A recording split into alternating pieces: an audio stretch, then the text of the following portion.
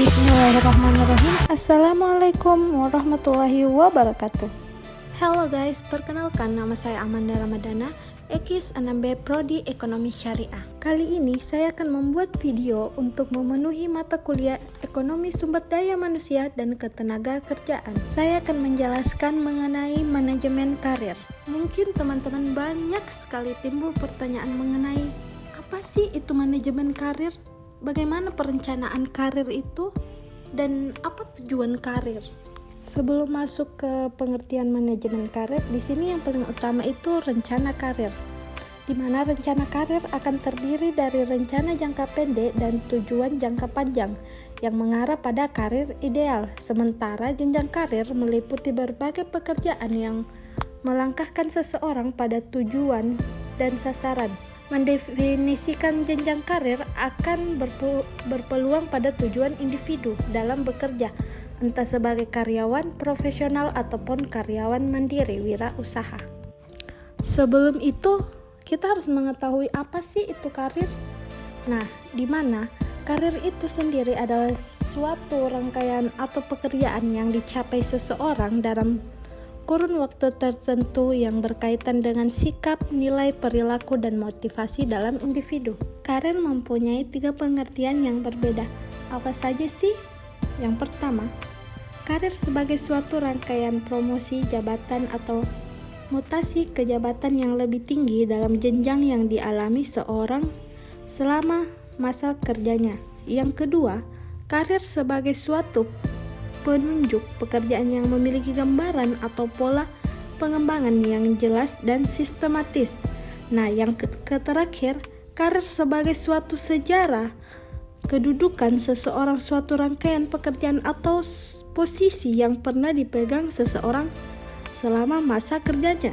Nah, tadi itu kita sudah membahas tentang pengertian karir. Sini ada lingkup perencanaan karir. Suatu perencanaan karir merupakan bagian yang sangat penting, bahkan ikut menentukan dinamika organisasi dalam rangka manajemen sumber daya manusia. Dengan demikian, maka ruang lingkup perencanaan karir mencakup hal-hal yang pertama, perencanaan jenjang jabatan atau pangkat individu karyawan atau anggota organisasi. Yang kedua, perencanaan tujuan-tujuan organisasi.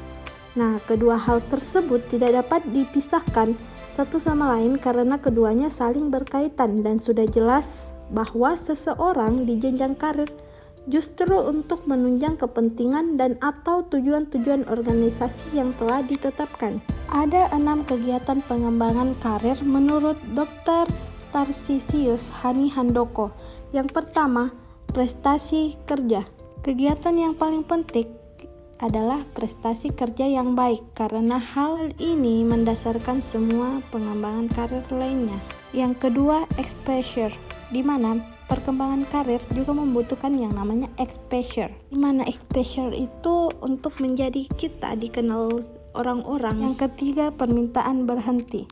Nah, hal ini bisa mencapai sasaran karir apabila ada kesempatan karir di tempat lain. Yang keempat, kesetiaan organisasional, di mana seseorang karir yang bersangkutan. Kelima, mentor dan sponsor. Nah, seringkali yang menjadi sponsor dan mentor mereka adalah atasan mereka. Yang terakhir, kesempatan-kesempatan untuk tumbuh dan berkembang. Nah, hal ini sangat penting bagi penunjangan perkembangan karir ke depannya. Lanjutnya saya akan menjelaskan tentang bentuk-bentuk perkembangan karir. Yang pertama, pendidikan dan pelatihan adalah suatu kegiatan perusahaan yang dimaksud untuk memperbaiki dan mengembangkan sikap, tingkah laku, keterampilan, dan pengetahuan para pegawainya sesuai dengan keinginan dari perusahaan yang bersangkutan. Yang kedua, promosi, di mana promosi adalah suatu perubahan posisi atau jabatan dari tingkat yang lebih rendah ke tingkat yang lebih tinggi. Nah, perubahan ini biasanya akan diikuti dengan meningkatnya tanggung jawab, hak, serta status sosial seseorang. Yang ketiga, mutasi. Nah, di mana mutasi itu bagian dari proses kegiatan yang dapat mengembangkan posisi atau status seseorang. Dalam suatu organisasi, istilahnya mutasi sendiri atau yang dalam beberapa literatur disebut sebagai pemindahan. Nah, untuk meningkatkan perkembangan karir kita, biasanya perusahaan memutasi kita atau memindahkan kita ke kantor pusat yang lebih tinggi. Selanjutnya saya akan menjelaskan tentang prinsip-prinsip pengembangan karir.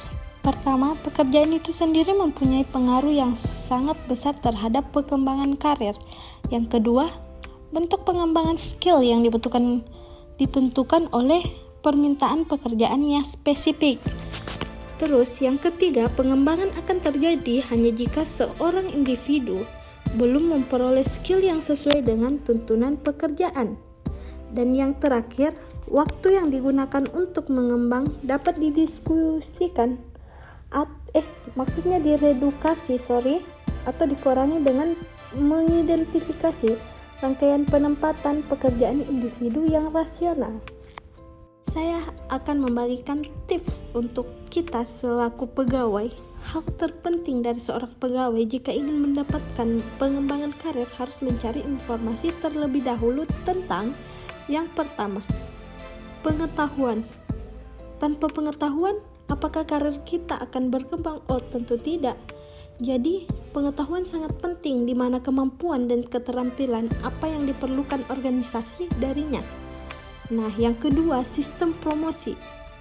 Di mana sistem promosi apa yang berlaku dalam organisasinya. Setelah itu yang ketiga, bila syarat harus mengikuti pelatihan, apakah pelatihan itu diadakan oleh organisasi atau yang bersangkutan sendiri yang mencari kesempatan. Yang keempat, apakah faktor keberuntungan berperan atau tidak dalam pengembangan karir? Itu sangat penting ya teman-teman. Dan yang kelima, mana yang lebih dominan dalam menentukan promosi? Apakah prestasi kerja atau senioritas kita? Ini kan saya sudah menjelaskan tentang perkembangan perencanaan karir kita ke depannya. Jadi kita harus memiliki tujuan perkembangan karir. Yang pertama, untuk menjamin para karyawan yang tidak dipromosikan bahwa mereka masih bernilai dan akan dipertimbangkan untuk promosi-promosi selanjutnya bila mereka qualified. Yang kedua, untuk menjelaskan mengapa mereka tidak terpilih. Dan yang ketiga, untuk menunjukkan apa kegiatan-kegiatan pengembangan karir yang harus mereka ambil. Selanjutnya, manfaat pengembangan karir. Di mana manfaat pengembangan karir? Ada 3. Yang pertama, manfaat yang diperoleh. Organisasi dengan mengembangkan karir, maka meningkatkan kemampuan organisasi untuk memperoleh dan mempertahankan karyawan yang berkualitas. Nah, yang kedua, manfaat yang diperoleh karyawan dari pengembangan karir bisa meningkatkan tanggung jawab, memaksimalkan penggunaan potensi seseorang, meningkatkan otonomi, dan menambah tantangan dalam bekerja. Oke, yang ketiga, manfaat pengembangan karir secara umum. Pengembangan prestasi pegawai sangat perlu ya, apalagi kita selaku anak muda zaman sekarang sangat butuh namanya prestasi. Tanpa prestasi apalah dayanya. Yang kedua, sebagai wahana untuk memotivasi pegawai agar dapat mengembangkan bakat dan kemampuannya. Tanpa motivasi, apakah kemampuan dan bakat kita akan terus baik? Tentu tidak.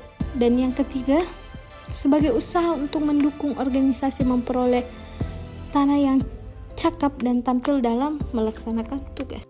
Jadi kesimpulan tentang manajemen karir itu sendiri adalah proses pengelolaan karir pegawai di mana perusahaan memilih, menilai, menugaskan, dan mengembangkan para pegawainya melalui berbagai tahapan kegiatan, yaitu perencanaan karir, pengembangan diri, dan konseling, serta pengembalian keputusan akhir guna mendapat pegawai berkualitas tinggi untuk masa depannya. Proses ini merupakan usaha yang formal, terorganisir, dan perencanaan sehingga bertujuan untuk mencapai keseimbangan antara keinginan dari karir individu dengan persyaratan tenaga kerja di perusahaan. Mungkin itu saja yang dapat saya paparkan tentang manajemen karir. Terima kasih untuk teman-teman viewers yang sudah menonton video ini. Semoga dapat bermanfaat. Terima kasih.